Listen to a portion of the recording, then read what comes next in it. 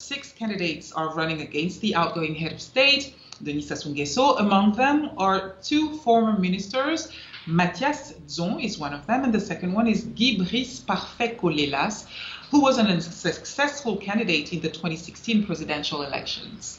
In 2015, a referendum considered by some as staged allowed to remove a 70-year age limit and a ban on presidents serving more than 2 terms. President Sassou Nguesso is 77 today. Second fact, the year following the referendum, President Sassou Nguesso ran for a 3rd term in elections in March 2016. His rivals, former General Jean-Marie Michel Mokoko and former Minister André Okombi Salissa, disputed the results. They were arrested, put on trial, and each handed 20 years in jail on charges of undermining state security, and they still are in jail. A lot of people, Anasthasie, are very curious about what changes then this incumbent president is promising if he wins this 4th term after all those years, 36 years in power. And 36 years in power, and those questions are completely understandable. So let's talk about the program, the president program. It's called, in English, it translates into "Together, let's continue the march towards development," a long march, it seems. And it is divided into 9 points.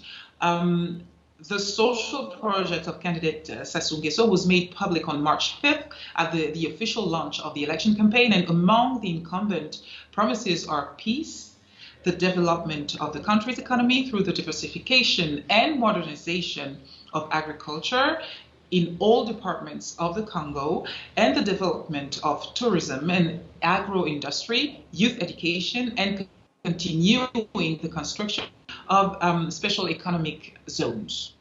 So what's the opposition candidate then offering as an alternative leadership that may appeal to the voters? 2 are, head-to-head. The first one being Mr. Kolelas, who in a recent interview with Radio France Internationale said that one of the reasons he's running for office is to bring about change in his country, including the release of political prisoners, prisoners of conscience, and common law prisoners who have spent at least half of their sentence in prison.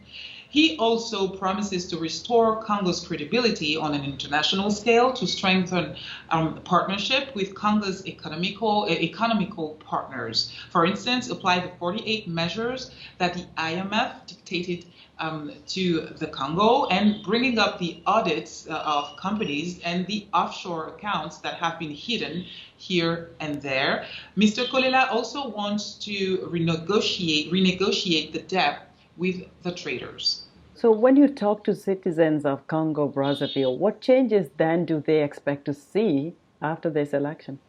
The first thing that comes up is fear. People are very fearful to express themselves, even though you promise them that their names won't come up. So the first thing is that they fear to express that they want change, they need change, they want a better life, they want freedom of speech as well.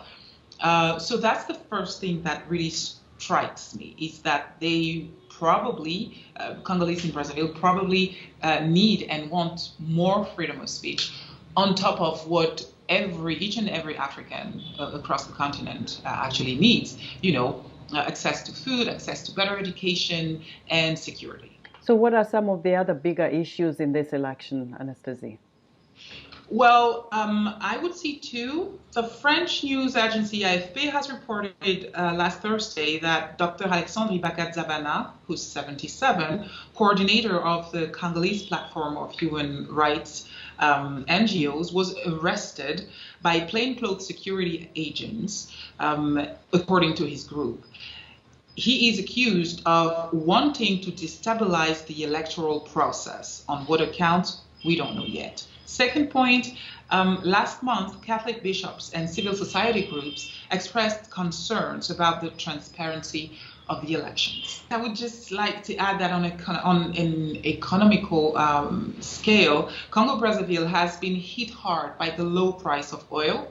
And last year, the International Monetary Fund revealed the country was spending 5 times more on debt repayments than on healthcare.